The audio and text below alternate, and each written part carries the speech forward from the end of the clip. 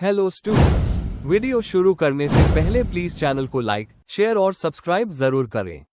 एक important information, अगर आपको इस वीडियो के नोट्स चाहिए तो डिस्क्रिप्शन बॉक्स में दिया गया डाउनलोड लिंक चेक करें। Thank you. चलिए शुरू करते हैं। इस वीडियो में हम पढ़ेंगे BES 141 पेडागॉजी ऑफ साइंस के प्रीवियस ईयर क्वेश्चन और most important questions with answers. ये क्वेश्चंस आपके एग्जाम के लिए बहुत इंपॉर्टेंट है। अगर आपने ये अच्छे से कर लिए तो एग्जाम निकलना पक्का है। Let's begin. Question 5, describe 2 activities for promoting scientific attitude. Question explanation. इस क्वेश्चन में हमें 2 एक्टिविटीज बतानी है जो स्टूडेंट्स में साइंटिफिक एटीट्यूड डेवलप करने में मदद करें। हमें ये समझाना है कि ये एक्टिविटीज कैसे क्यूरियोसिटी, ऑब्जर्वेशन, रीजनिंग और लॉजिकल सोच को बढ़ावा देती है। आंसर। इंट्रोडक्शन। साइंटिफिक एटीट्यूड का मतलब होता है एक ऐसी सोच जो तर्क, ऑब्जर्वेशन और एविडेंस पर आधारित होती है। ऐसे स्टूडेंट्स हर बात को प्रूफ के साथ समझने की कोशिश करते हैं। साइंस पढ़ने का एक इम्पॉर्टेंट गोल होता है कि बच्चों में ये एटीट्यूड डेवलप हो। टीचर्स इससे इंटरेस्टिंग क्लासरूम और आउटडोर एक्टिविटीज के जरिए प्रमोट कर सकते हैं जहां स्टूडेंट्स खुद ऑब्जर्व और एक्सपेरिमेंट करें। Main body. 1. Activity 1, testing hypothesis through simple experiments. Scientific attitude tab develop होती है जब स्टूडेंट्स खुद हाइपोथेसिस बनाते हैं और उसे टेस्ट करते हैं। ऑब्जेक्टिव, बच्चों को सिखाना कि कैसे ऑब्जर्वेशन और एक्सपेरिमेंट के जरिए सच का पता लगाया जाता है। एग्जाम्पल, टीचर स्टूडेंट्स से कहे कि एक प्लांट को सनलाइट में और दूसरे को डार्क रूम में रखें और एक वीक बाद दोनों का कंपैरिजन करें। लर्निंग आउटकम, स्टूडेंट्स खुद एविडेंस के बेस पर कंक्लूजन निकलते हैं। इससे क्यूरियोसिटी, पेशेंस और सिस्टमैटिक ऑब्जर्वेशन बढ़ता है। 2. Activity 2, observation and reporting activity. Scientific सोच के लिए ऑब्जर्वेशन बहुत जरूरी है। स्टूडेंट्स को किसी नेचुरल प्रोसेस को ऑब्जर्व करके अपनी रिपोर्ट लिखने को कहा जा सकता है। ऑब्जेक्टिव, स्टूडेंट्स में एक्यूरेसी और ऑनेस्टी डेवलप करना। एग्जाम्पल, एक बाउल में पानी भरकर धूप में रखें और हर दिन पानी का लेवल नोट करें। लर्निंग आउटकम, इससे बच्चे समझते हैं कि डाटा और फैक्ट्स के बेसिस पर हाई रिजल्ट बताना चाहिए। ऑब्जेक्टिविटी और क्यूरियोसिटी दोनों बढ़ती है। 3. Role of teacher in promoting scientific attitude. Teacher का रोल बहुत इंपॉर्टेंट होता है। पॉजिटिव एनवायरनमेंट बनाना, बच्चों को क्वेश्चन करने के लिए मोटिवेट करें। एविडेंस बेस्ड थिंकिंग, हर आंसर के पीछे रीजन मांगना सिखाएं। क्यूरियोसिटी शो करना, जब टीचर खुद इंटरेस्टेड दिखता है, स्टूडेंट्स भी सीखने के लिए इंस्पायर्ड होते हैं। ऐसे क्लासरूम एनवायरनमेंट से स्टूडेंट्स में रैशनल और साइंटिफिक सोच बढ़ती है। 4. Importance of developing scientific attitude. Scientific attitude students को लॉजिकल और रिस्पॉन्सिबल सिटीजन बनाता है। सुपरस्टिशंस कम होती है, प्रॉब्लम सॉल्विंग स्किल्स बढ़ती है, क्रिएटिविटी और इनोवेशन के लिए रास्ता खुलता है। ये एक सोच है जो स्टूडेंट के पर्सनल और सोशल दोनों डेवलपमेंट में मदद करती है। कंक्लूजन, आखिर में ये कहना सही होगा कि साइंस का असली उद्देश्य सिर्फ फैक्ट सिखाना नहीं, बल्कि साइंटिफिक सोच को बढ़ावा देना है। सिंपल एक्सपेरिमेंट्स और ऑब्जर्वेशन एक्टिविटीज से स्टूडेंट्स क्यूरियोसिटी और रीजनिंग सीखते हैं। टीचर्स अगर इंक्वायरी बेस्ड एनवायरनमेंट बनाएं तो बच्चों में लाइफ लॉन्ग लर्निंग और रैशनल सोच डेवलप होती है।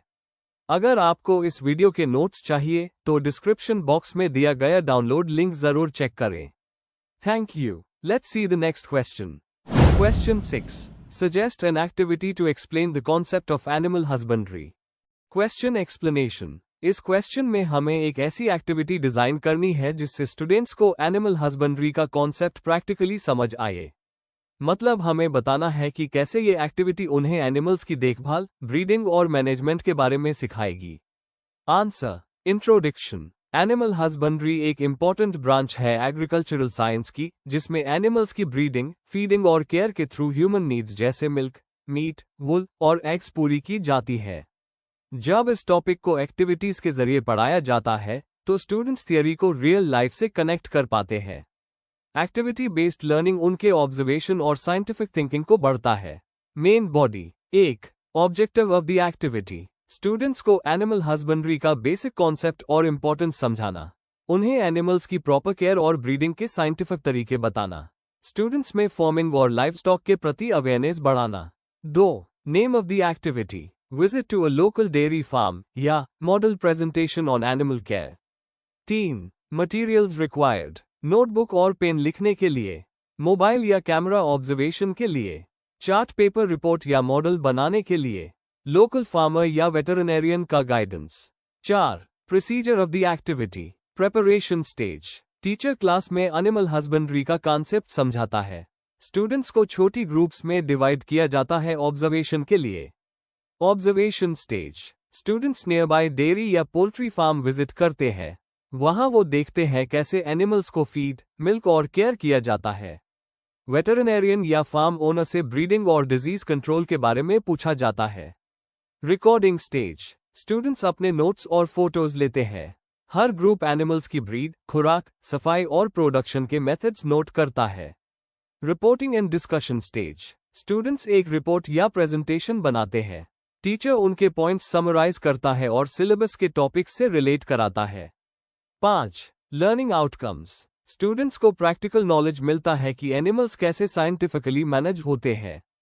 उन्हें एनिमल हस्बेंड्री का इकोनॉमिक और न्यूट्रिशनल वैल्यू समझ में आता है। टीम वर्क और ऑब्जर्वेशन स्किल्स डेवलप होती है।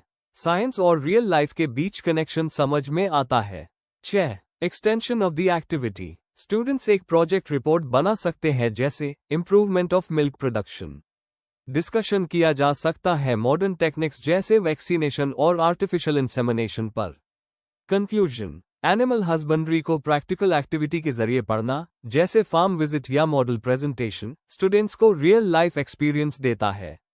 इससे उनका कंसेप्चुअल क्लैरिटी बढ़ता है और उनमें साइंटिफिक और एथिकल अवेयरनेस डेवलप होती है। ऐसे एक्टिविटीज लर्निंग को एंगेजिंग और मीनिंगफुल बनाती है। If you need the notes of this video, there's a download link in the description box. Be sure to check it out. Thank you. Question 7. Explain water cycle with the help of a suitable example. Question explanation. इस question में हमें पानी के cycle के बारे में बताना है, मतलब पानी का धरती और एटमॉस्फेयर के बीच कंटिन्यूअस मूवमेंट कैसे होता है। हमें इसके main stages, evaporation, condensation, precipitation, collection समझाने हैं और एक रियल लाइफ एग्जांपल देना है जिससे कॉन्सेप्ट क्लियर हो जाए। Answer, introduction. वाटर साइकिल यानी हाइड्रोलॉजिकल साइकिल एक ऐसा नेचुरल प्रोसेस है जिसमें पानी लगातार धरती, समुद्र और एटमॉस्फेयर के बीच घूमता रहता है। यह साइकिल लाइफ के लिए बहुत जरूरी है क्योंकि इसी से हमारे रिवर्स, लेक्स और क्लाउड्स बनते रहते हैं। इस प्रोसेस के मेन स्टेजेस हैं इवेपोरेशन, कंडेंसेशन, प्रेसिपिटेशन और कलेक्शन।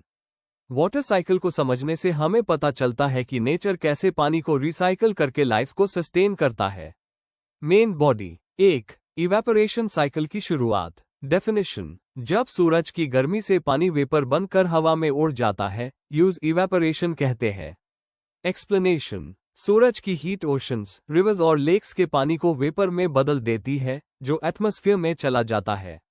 एग्जाम्पल, जैसे कपड़े धूप में सूख जाते हैं वैसे ही पानी भी हीट से वेपर बन जाता है। इंपॉर्टेंस, इवेपोरेशन से ही वाटर साइकिल की शुरुआत होती है। 2. कंडेंसेशन, बादलों का बनाना। डेफिनेशन, जब वाटर वेपर ठंडी हवा से मिलकर ड्रॉपलेट्स में बदल जाता है, इसे कंडेंसेशन कहते हैं। एक्सप्लेनेशन, ऊपर एटमॉस्फेयर में जाने के बाद वेपर ठंडी हो जाती है और छोटे पानी के बूंदे बनाकर क्लाउड्स बना लेती है। एग्जाम्पल, ठंडे ग्लास पर पानी की बूंदे जमा होना कंडेंसेशन का एग्जाम्पल है। इंपॉर्टेंस, कंडेंसेशन के बिना क्लाउड्स नहीं बनेंगे और बारिश नहीं होगी।